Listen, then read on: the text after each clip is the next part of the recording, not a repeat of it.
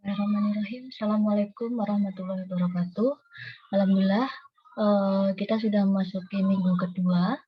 Eee, Sebelum kita masuk, lebih jauh ya, kita akan mengenal dulu apa sih itu riset operasi, gitu. Jadi, riset operasi adalah suatu perkembangan ya, awal mulanya itu berasal dari Inggris dan merupakan hasil studi antara tim militer dengan para ilmuwan saat operasi militer Perang Dunia II. Jadi sebenarnya riset operasi ini sudah lama. Awal mulanya adalah ketika adanya Perang Dunia Kedua ini. Tujuannya apa? Tujuannya adalah mengefektifkan penggunaan sumber-sumber kemiliteran yang serba terbatas. Nah, setelah perang selesai, potensi komersialnya ini segera disadari ternyata, dan penggunaannya ini lanjut menyebar sampai ke Amerika Serikat, yang selanjutnya dikenal dengan nama riset operasi atau biasa juga disebut dengan operational research. Nah, riset operasi ini banyak diterapkan dalam penyelesaian masalah-masalah manajemen untuk khususnya ya, untuk meningkatkan produktivitas dan efisiensi. Nah, ini adalah timeline perjalanan sejarah riset operasi setelah Perang Dunia Kedua. Itu dimulai pada tahun 1900-an, ditemukan oleh Frederick W. Taylor. Jadi, pertama kali riset operasi ini dikenalkan oleh Frederick W. Taylor. Nah, pada tahun 1940 istilah riset operasi ini ya oleh McCloskey dan Trefton ini baru pada Perang Dunia II tim RO dibentuk. Jadi sebelumnya ya, mohon maaf. Jadi sebelumnya itu sebenarnya sudah dikenal atau sudah ditemukan oleh Frederick W. Taylor, tetapi penggunaannya itu baru disadari pada tahun 1940 pada Perang Dunia Kedua. Tujuannya apa? Tujuannya untuk menangani masalah-masalah strategis dan taktis yang dihadapi militer. Ketika perang itu kan banyak hal-hal yang terbatas seperti sumber pangan, senjata, sumber daya manusia, dalam hal ini pasukannya, dan sebagainya. Nah, pada tahun 1947, riset operasi ini berkembang, ya, yaitu muncullah metode simplex di sini untuk linear programming. Nah, sampai saat ini, George Danzig ini dikenal sebagai Bapak Simplex. Nah, setelah itu berkembang lagi. Pada tahun 1957, Krugman, Ackoff, dan Arnold ini menerbitkan buku pertama tentang riset operasi.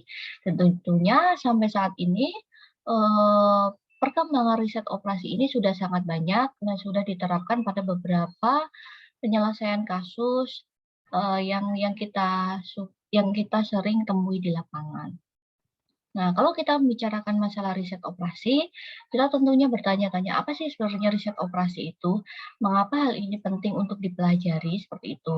Jadi, jika menurut Operation Research Society of America, riset operasi itu atau operational research itu berkaitan dengan menentukan pilihan secara ilmiah bagaimana kita akan merancang dan menjalankan sistem manusia secara terbaik. Nah, biasanya ini membutuhkan alokasi sumber daya yang langka. Nah, ini yang kita perlu garis bawahi, ada sumber daya yang langka. Sumber daya ini bisa dalam artian bahan baku, bisa dalam artian modal, bisa dalam artian sumber daya manusia, dan sebagainya. Nah, menurut Krugman dan Arnold tadi yang menemukan buku pertama kali, riset operasi ini dalam arti luas dapat diartikan juga sebagai penerapan metode, penerapan teknik, dan alat terhadap masalah yang menyangkut operasi dari sistem yang sedemikian rupa sehingga dapat memberikan penyelesaian yang optimal. Nah, masih menurut pakar, menurut Taha, RO ini adalah pendekatan dalam pengambilan keputusan. Ya, bagaimana pengambilan keputusan ini? Apa maksud yang dinamakan pengambilan keputusan ini? Pengambilan keputusan yang ditandai dengan penggunaan pengetahuan ilmiah melalui usaha kelompok antar disiplin yang bertujuan untuk menentukan penggunaan terbaik sumber daya yang terbatas itu bagaimana? Bagaimana cara kita memanfaatkan sumber daya yang terbatas kita sehingga mendapatkan hasil yang optimal seperti itu. Nah, sehingga eh, kita bisa ambil kesimpulan bahwa riset operasi ini berkenaan dengan pengambilan keputusan yang optimal. Nah, dan juga di dalam riset operasi itu kita juga diminta untuk menyusun ya, penyusunan model dari sistem-sistem baik deterministik maupun probabilistik yang berasal dari kehidupan nyata. Nah, kalau kita membicarakan riset operasi, kita juga pasti akan membicarakan model. Karena ketika kita akan menyelesaikan suatu kasus dalam OR ini, kita harus bisa memodelkan kasus tersebut menjadi model sederhana. Nah, model ini kita bisa kelompokkan menjadi dua. Yang pertama adalah deterministik. Apa itu deterministik? Deterministik ini bisa dicirikan oleh nilai-nilai parameternya itu invarian atau tidak bervariasi, ya, atau tidak bermacam-macam di sini. Nah, stokastik itu dicirikan oleh ketidakpastian atau probabilitasnya besar. Ya, ketidakpastian nilai-nilai parameter dan waktunya itu varian atau bervariasi. Nah, ini perbedaan yang lain. Model deterministik ini digunakan untuk memecahkan suatu persoalan dalam sesuatu yang pasti. Jadi sebenarnya waktunya itu tidak bervariasi, parameternya itu pasti. Contohnya adalah proses kimia, peta, dan sebagainya.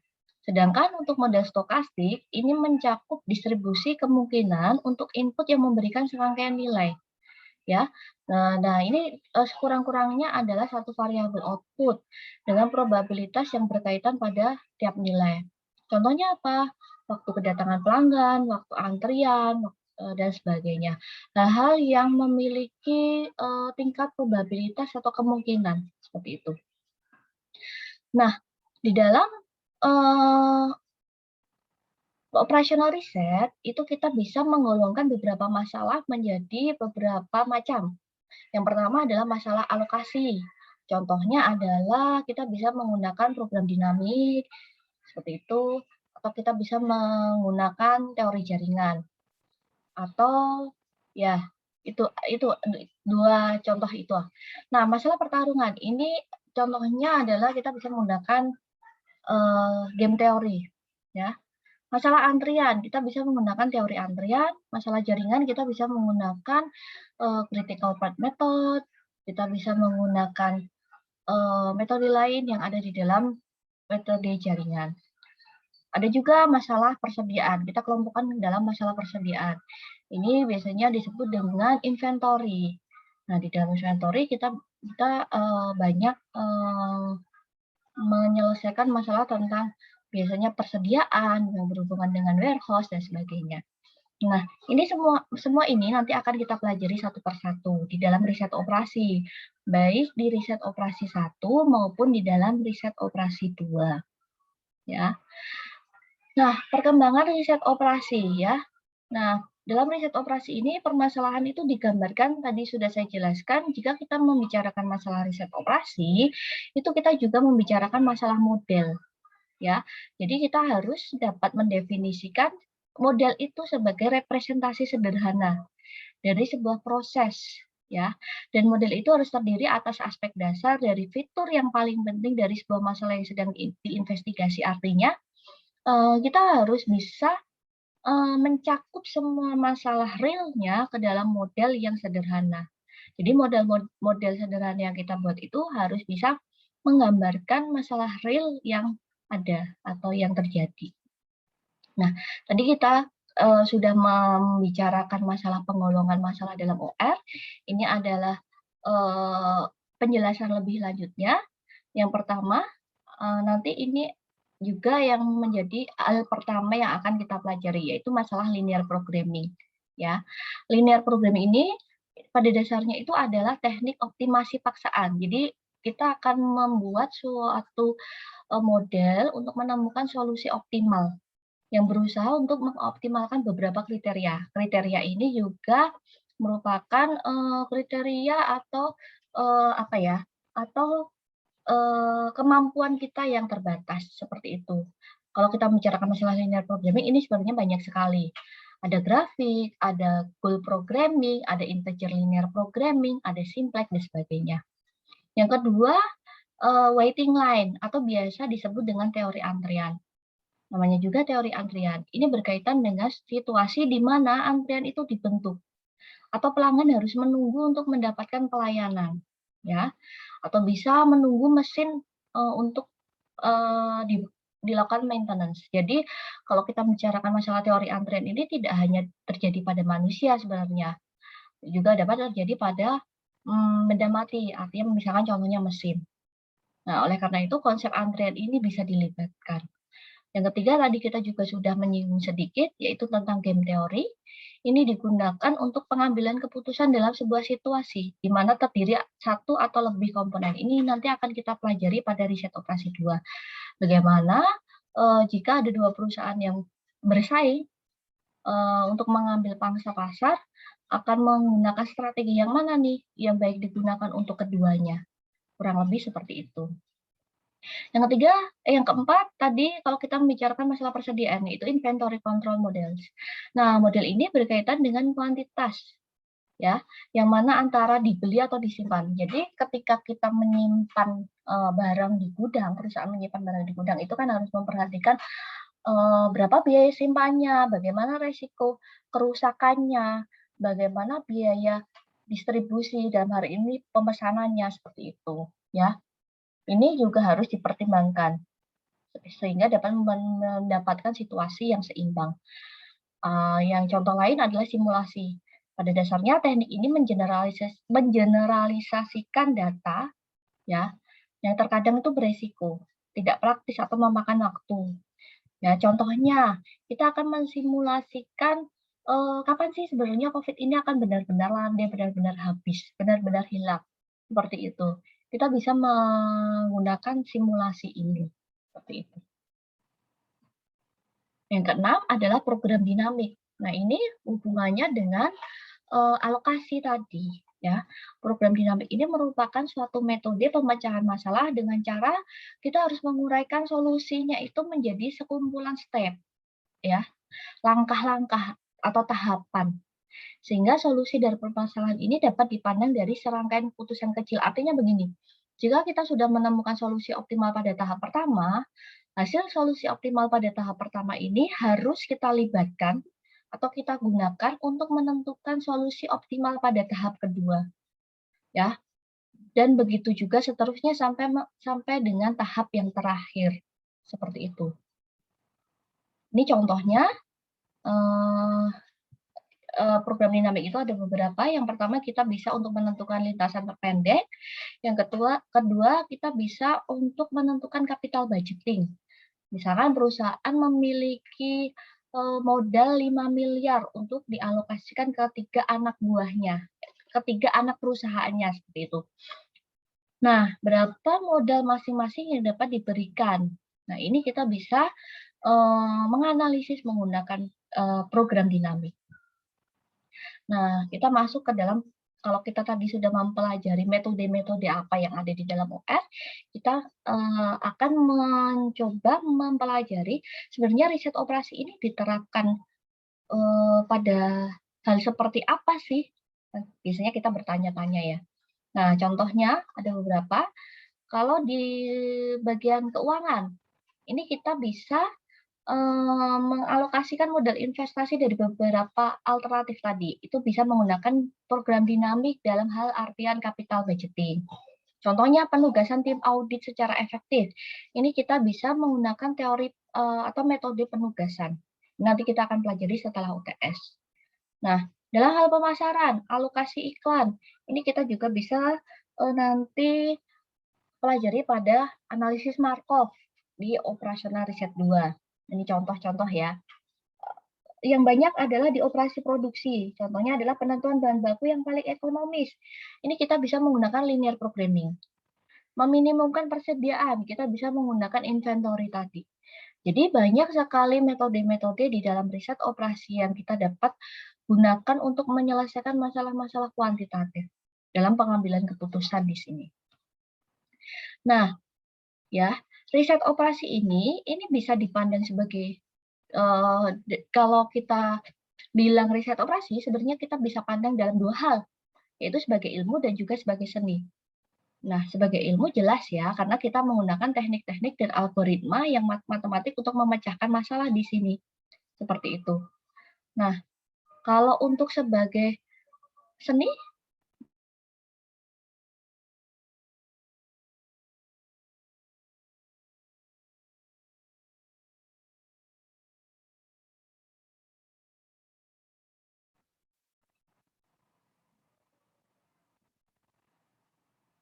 Nah, eee, kalau dipandang sebagai seni bagaimana? Sebagai seni adalah, eee, kit ketika kita memodelkan suatu masalah itu tergantung dari kreativitas kita, ya. Semakin kreatif kita memodelkan, otomatis model yang kita buat itu semakin sederhana. Nah, jika kita membicarakan riset operasi dipandang sebagai seni di sini. Nah, dalam riset operasi ini juga ada komponen utama. Kalau kita membicarakan OR itu pasti ada 2 hal yang utama yang ada, yaitu objektif, tujuan. Fungsi tujuannya apa? Contohnya maksimasi keuntungankah atau minimasi biayakah? Variabel. Variabelnya apa saja? Dalam artian misalkan di sini, apa yang akan kita hitung? Misalkan ada 2 produk, produk apa itu? Ya, misalkan produk yang satu sepatu, yang satu sandal, itu adalah variabel. Nah, ini penjelasan lebih, detailnya. Objektif atau tujuan. Tujuan ini ya adalah hasil akhir yang ingin dicapai. Sebenarnya apa sih hasil akhir yang ingin kita capai ini? Dalam bidang usaha biasanya tujuannya adalah ada 2, kita akan memaksimumkan laba atau meminimumkan biaya, seperti itu. Nah, dalam bidang lain yang sifatnya non-profit itu bisa dalam artian kita akan memberikan kualitas pelayanan. Bagaimana tingkat kualitas pelayanan kita kepada para pelanggan? Itu juga, bisa kita anggap sebagai tujuan kita. Yang kedua tadi, komponen yang kedua adalah variabel. Ya, setelah tujuan ditentukan, kita harus menentukan variabel apa sih sebenarnya yang akan kita gunakan ini untuk penyelesaian masalah, ya, seperti itu. Lebih jelas lagi nanti kita akan masuk minggu depan ke dalam pemodelan matematis. Nah ini, jika kita gambarkan secara diagram atau gambar, pendekatan riset operasi ini tahapannya dalam memecahkan masalah adalah seperti ini. Yang pertama kita mengobservasi terlebih dahulu, kita mengenali dulu, mempelajari masalah yang terdapat, dalam organisasi atau sistem ini apa sebenarnya. Terus kita definisikan masalah. Masalah yang dijabarkan tadi kita tegaskan lagi dengan singkat dan jelas. Ya, lebih spesifik lagi. Selanjutnya kita konstruksikan ke dalam model, ya. Nah, model ini macam-macam, ada model analog, ada model matematis, tetapi yang paling banyak digunakan adalah model matematik. Nah, setelah konstruksi model, kita akan hitung solusinya. Dari model itu, kita akan lihat penyelesaiannya itu bagaimana. Solusinya bagaimana, menggunakan metode yang mana, yang sudah saya jelaskan tadi. Dan setelah itu implementasi. Nah, untuk implementasi ini, manajer itu tidak bisa secara kaku menerapkan solusi yang kita terapkan, karena manajer itu kan mungkin atau yang di lapangan itu lebih tahu keadaan realnya bagaimana, sehingga dapat memungkinkan ditambahkan penyesuaian-penyesuaian yang lain. Nah, dari tahapan tadi kita bisa rangkum ke dalam 5 tahapan yang harus dipecahkan atau harus dilakukan dalam memecahkan masalah. Yang pertama kita harus memformulasikan persoalan, ya. Dalam hal ini kita harus mendefinisikan persoalan itu untuk apa, tujuannya apa. Yang perlu diperhatikan adalah mempelajari dan mengembangkan suatu rumusan jelas. Di sini termasuk tujuannya apa. Contohnya tadi yang gampang adalah kita akan memaksimasi keuntungan atau meminimasi biaya. Kendalanya apa? Keterbatasannya apa saja? Variabel yang kita gunakan apa saja? Seperti itu. Yang kedua adalah membuat model matematiknya. Nah, model matematik itu ya ini terdiri dari beberapa komponen. Yang pertama adalah variabel keputusan. Variabel keputusan itu ya objek yang akan kita hitung itu apa. Katakanlah misalkan sepatu dan sandal. Sepatu kita modelkan atau kita anggap sebagai X1 dan sandal adalah X2 seperti itu. Yang kedua adalah fungsi tujuan. Ya, fungsi tujuannya apa? Misalkan maksimasi ya Z max sama dengan seperti itu. Yang ketiga adalah constraint atau pembatas, kendala di sini. Kita memiliki keterbatasan apa? Misalkan kita hanya memiliki bahan baku paling besar atau paling banyak 60 kilo. Artinya kita tidak bisa menggunakan lebih dari 60 kilo. Yang keempat adalah input parameter berupa angka-angka tadi. Angka-angka baik di dalam constraint, baik di dalam tujuan maupun di dalam keputusan. Langkah ketiga adalah menurunkan masalah model matematis tadi yang telah dibuat untuk ditentukan suatu penyelesaian yang optimal. Ya. Setelah itu kita uji modelnya. Apakah model itu memberikan petunjuk, apakah memberikan hasil yang baik, seperti itu, akurat, seperti itu. Dan kita juga bisa, setelah itu adalah kita mengimplementasikan. Setelah kita dapatkan, katakanlah solusi yang optimal adalah kita harus memproduksi sepatu sebanyak 25 piece per hari. Sendal kita harus memproduksi sebanyak 20 piece per hari. Nah, ini kita selanjutnya bisa implementasikan dengan pertimbangan berbagai penyesuaian yang ada di lapangan. Nah, kurang lebih begitu perkenalan dengan riset operasi. Saya tutup, nanti kita lanjutkan ketika diskusi Zoom.